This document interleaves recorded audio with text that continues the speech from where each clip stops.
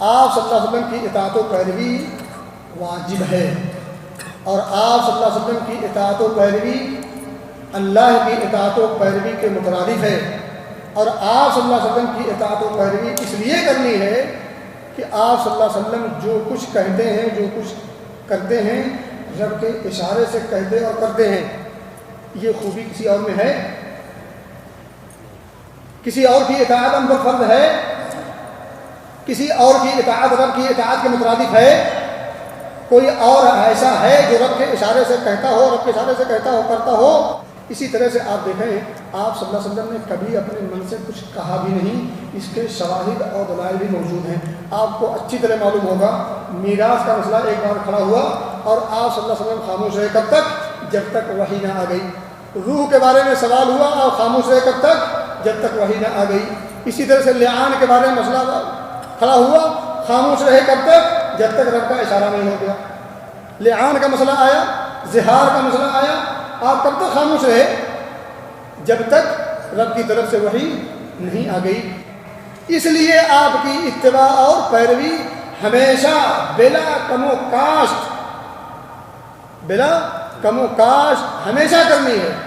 آپ کی بات جب آ جائے تو ساری دنیا کی بات کو ایک طرف، نبی کی بات ایک طرف، ساری دنیا کی بات کو رد کیا جائے گا، نبی کی بات کو سراغوں پر رکھا جائے گا۔ اسی طرح سے آپ صلی اللہ علیہ وسلم کی اطاعت قیامت کی صبح تک کے لیے، قیامت کی صبح تک کے لیے۔ وما ارسلناک الا کافۃ للناس بشیرا ونذیرا واوحی الی ھذا القرآن لانذرکم بہ ومن بلغ، جہاں تک اس کی صدا پہنچے گی وہاں تک لوگوں کی ذمہ داری ہوگی کہ اس قرآن کی اور اس قرآن کی تشریح یعنی حدیث مصطفیٰ کی پیروی کرنا لازم ہوگا، ان کی ذمہ داری ہوگی اگر کامیابی بنانا چاہتے ہوں گے۔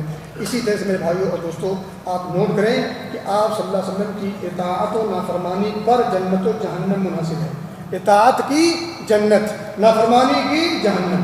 قل ان کنتم تحبون اللہ فاتبعونی یحببکم اللہ ویغفر لکم ذنوبکم اللہ غفور رحیم۔ قل اطیعوا اللہ والرسول فإن تولوا فإن اللہ لا يحب الکافرین، فإن اللہ لا يحب الکافرین۔ اسی طرح سے آپ نے بارہا سنی ہوگی، من اطاعنی دخل الجنہ، نبی کا فرمان صلی اللہ علیہ وسلم، بخاری کی روایت ہے، من اطاعنی دخل الجنہ، جس نے میری اطاعت کی جنت کا ٹکٹ لے لے، ومن عصانی فقد ابا، نافرمانی کی تو یاد رکھے کہ ٹھکانہ جہنم ہے۔ میرے بھائی دوستو، اسی لیے آپ دیکھیں کہ ایمان اور عدم ایمان کا فیصلہ بھی اللہ نے آپ کی اطاعت ہی پر رکھا ہے۔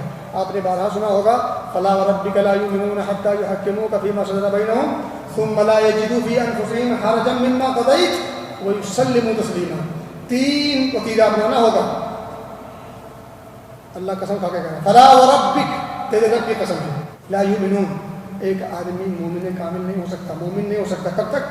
حتی یحکموک فیما شجر بینہم، جب تک کہ اپنے نزاعی اور اختلافی معاملات میں آپ کو حکم، جج اور فیصل نہ مان لیں۔ جج بھی ماننا ہے اور جو فیصلہ آپ سنا دیں دل میں کسی قسم کی تنگی بھی نہیں لانی ہے اور سر تسلیم خم بھی کرنا ہے۔ وَيُسَلِّمُوا تسلیم، سر تسلیم خم ہے، سر تسلیم خم ہے جو مزاج یار میں آئے۔